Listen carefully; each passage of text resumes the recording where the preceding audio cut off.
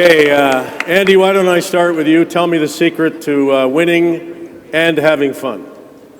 Name that tune. Tears for Fears. Everyone wants to rule the world. 1985. There it says it all right there. Okay, we're just going to sing? Was that a Saturday Night Live skit or something you just showed, or was that serious stuff? Yeah, we got it from you. Thank you very much. All the material. No, seriously, like, it sounds easy, but you got to win and you got to have fun, right? I think we had more fun than winning. See, now that's the answer I'm looking for. Well, you did. You did. You covered for a bunch of us, actually. How did you, not that they were plentiful, but how did you treat defeats? Oh, well, where do you want to start? Go back to early 80s. We had to lose and learn how to take the defeats and learn from them. And that started early 80s, lost to Philly, lost to the Islanders in 81, lost to LA in 82, lost to the Islanders in 83, and then we finally won. But in that process, we learned how to win after all those losses, and that's what made this team so great. There is this story about... Hang on a sec, Dave. Yeah. That's the serious answer. Yeah. The true answer is, when we won, we could go out and have fun, and when we lost, we couldn't. So it's quite simple. If you won a hockey game, you go out to the bar, and if you didn't, you had to go home and twiddle your thumbs. So exactly. So that's why we learned not to lose. That's the true answer.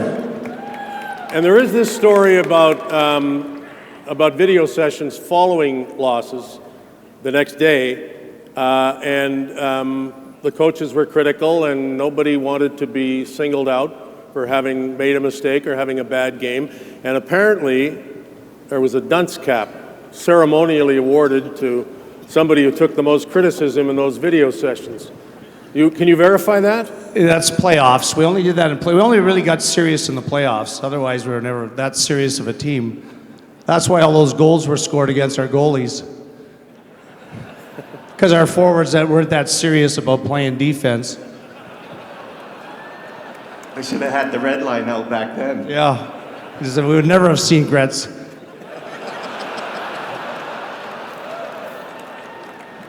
So in the play, the Oilers got better as a team because the masterminds of John Muckler, Teddy Green, and Slats, we became a much more system-oriented team in the playoffs. In the regular season, there wasn't as much need to do it. So after each playoff game, we'd have a video session the day of the following game. And so they would highlight some of the negatives of the game and the positives. They didn't dwell on the negatives, but so following the meeting, we had, concocted some sort of dunce hat that was in the dressing room. So the players would decide who was highlighted most in the video that day, and they had to wear the dunce hat. So it was never a popular thing. No. And it was a real special day when Gretz had to put it on one time. Just once. Yeah, I'm just going to say once. It might have happened more often, but I'm pushing the limit right now. Yeah, okay. Let's try some quickies here and get, again, behind the scenes. Funniest player on this team, and you can't say yourself. Definitely not me. Dry sense of humor, Dave Semenko. Kevin McCullen. Most serious, the Fogie. 85 version of Jonathan Taves. Lee Fogelin. Lee Fogelin? Easy. Second that. Best dressed. Glenn Sather. And certainly not Kevin McCullen, because he wore the same suit every day for an entire season. No, that's true. He called it Old Blue.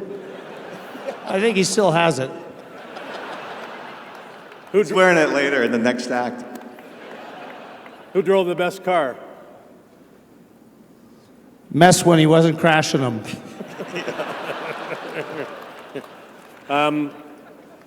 Best nickname that you can mention? Moose, the great one. There's a bunch. Yeah. No secret nicknames that we shouldn't have known then, but we could know now? Well, there's a lot of swearing involved, and it usually came from Slats. Well, apparently swearing's okay. Were you listening to Brian Sutter?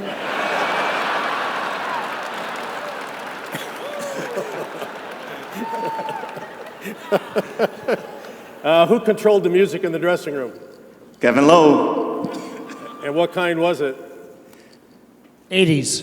80s. Mix of genre, yeah. I mean, you played it all, which was great, and guys would be beating, tapping their foot, singing, Dire Straits. Any good singers?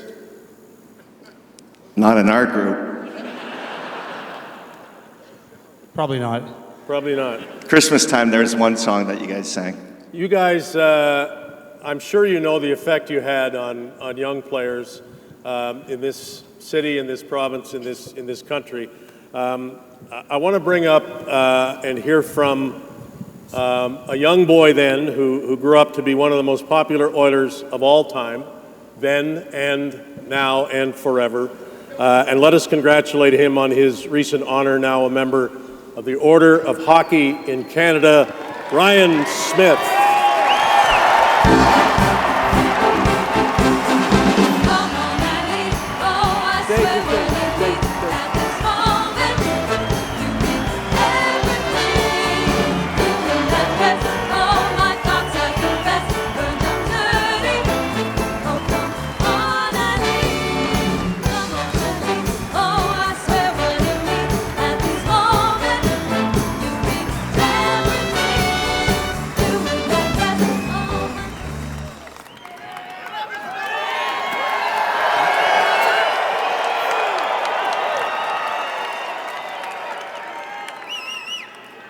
There's a story we have to hear, and apparently there are two versions. So we're going to let Ryan start, and then Glenn, you can tell us anything that you differ. What really happened? What really happened? You get to rebuttal. I guess you win. So,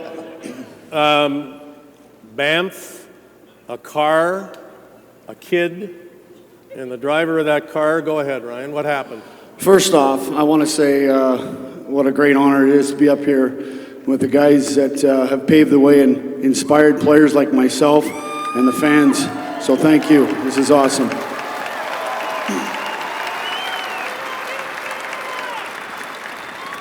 Okay, it started back in Banff.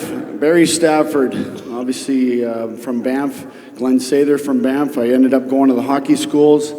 They knew I was a big rink rat, and I ended up being a stick boy for the '87 Canada Cup. And so Glenn was always running late. It ended up being in the locker room. He says, "Smitty, I want you to be my caddy today because we're heading off to the golf course." And I was like, "Oh, absolutely, I'd be honored." And so sure enough, he says, "Go wait out by the car. I'll be out there in a few minutes." Well, I'm waiting. So I ended up going down to tie up my shoe, and he came running out, and he must have thought I was on the other side of the rink because there was two entrances. And he goes to put it into reverse and turns the tire, and he backs over me, and I got a big tire mark on my white '87 Canada Cup shirt that I honestly tried to look for to bring it today. And I rolled my ankle underneath the tire, and I yelled, and obviously he found out, oh, it was me. Anyways, instead of being his caddy, I ended up going to the hospital, and I ended up having a sprained ankle, and I couldn't caddy for you that day. Your version? Didn't do much for your career, but it was like... And then many years later, I ended up playing with you. Yeah, I mean, pretty close. I was hurt, doing a little extra at the Canada Cup. We had a golf outing that day. Fortunate enough, we had a little time off, so I was doing, and Smitty was one of those guys around the room that kind of, you knew he was enthusiastic and gung-ho and everything, and part about getting in the car and going, backing up and hitting him, absolutely. Goodyear was written on his back. And I'm looking, I'm going, oh my God, I killed the kid. I'm going, okay, where's the hospital here? Because we got to go to the hospital, and golf was out that day. And I thought it was his wrist, his back, his ankle. I thought he was done, and I felt like just so bad. But obviously, he turned out to be a great guy and a great Edmonton Oiler. There you go. So after that, it's great you guys are still friends, and you guys still friends? Oh, yeah. There's water under the bridge now. Everything's good. One more time, please, for Kevin Lowe, Glenn Anderson, and the little kid with the sprained ankle, Ryan Smyth.